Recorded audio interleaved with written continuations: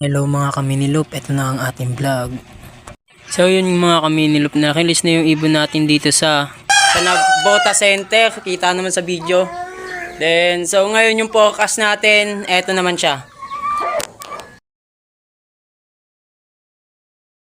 Naman natin ngayon kung anong magiging lagay ng ibon natin, kung paano ang mga pauwian, sinong mauuna, o sinong may lalaban natin sa apat. So, syempre, labas na dun yung Daggett.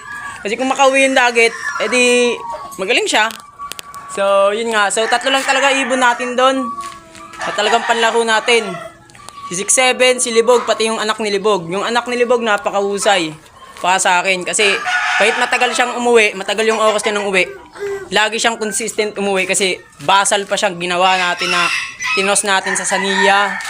Pinunta natin na Alabang. Di tayo nag-training ng MOA. So, nagdiretso na tayo ng Nabotas. Nag-isang lockdown tayo, first training, hindi natin yun, Nabotas kaagad. So, nakakasan na lang ng loob. So, yun na nga. Nakakasan ng loob. Kung sino makakauwi sana ng apat, sana palakin. Sana maganda ang uwi nila. Nagdadaanan na,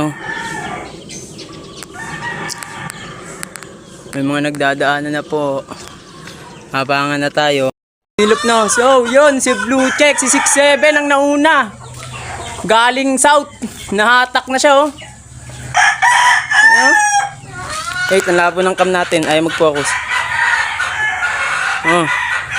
Si Blue Check ang nauna. Si 6'7". Suk!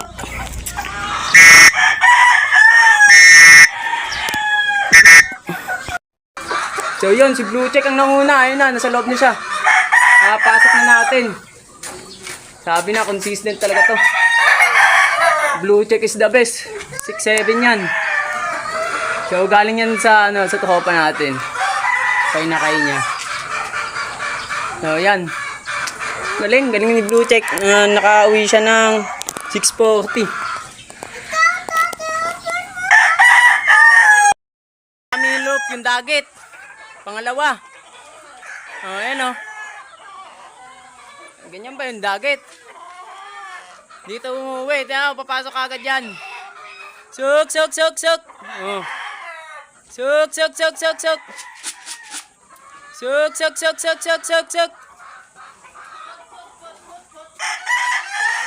Suk, suk, suk, suk. Ayan Ayan Daggett,